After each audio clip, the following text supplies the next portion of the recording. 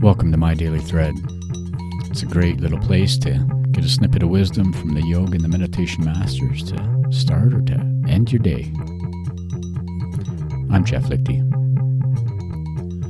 All right, everyone, welcome back. Welcome back to the show, My Daily Thread. Looking for that little pearl every morning, every evening, whenever it is you get around to having a listen to our 5 or 6 minutes on the show.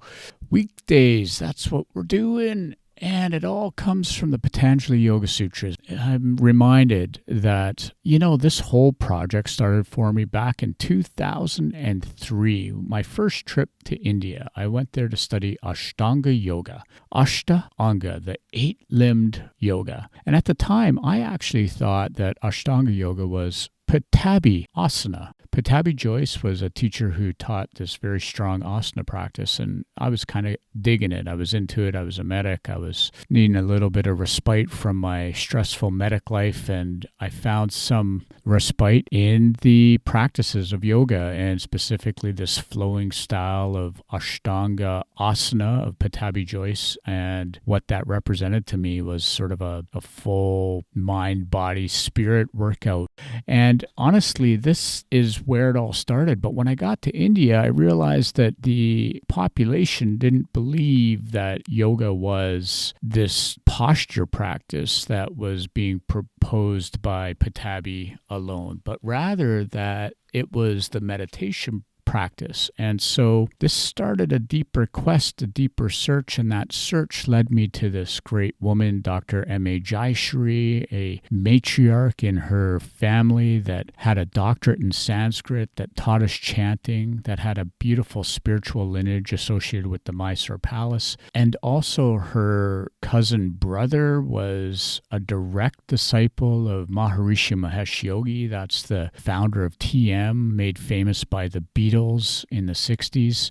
And we got to study with these great people. And that is where I really started the journey into Patanjali Yoga Sutras, where I started this journey into something deeper. It was the actual philosophy of Patanjali Yoga, of the Yoga Sutras. And you know what? I hope by now with the podcast that you've started to see that these profound teachings can add some value, even if it's just, as we say at the beginning, a little snippet, just a little anchor for the mind at any part of your day, something to give you a little hook, a little way to pull yourself back to what is really important. Pull our focus back to something that is true and deep within us, to that place that the Gnostic Gospel St. Thomas talks about. Bringing forth what is within you. If you bring it forth, that's going to save you. That's going to really help to live deeply, fully, expansively in the moment. And when we can live, and let me own it, when I can live moment to moment, when I can keep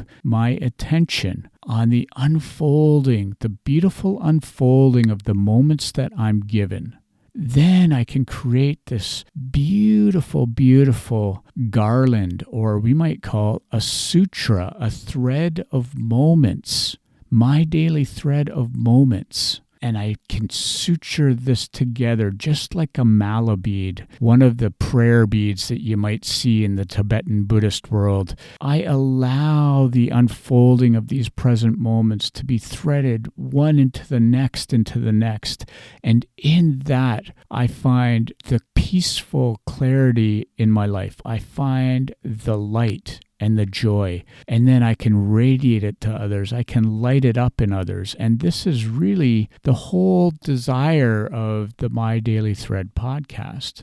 So today we're stepping back and we're just having a look at why are we doing all of this? Because I want to continue on with our Yoga Sutras. I want to continue looking for each little morsel of wisdom that we can find there and allow something beautiful to spring up into our moment-to-moment lives. All right, friends, I hope you find some resonance with that, and let's continue on with Patanjali tomorrow. Om. Peace out.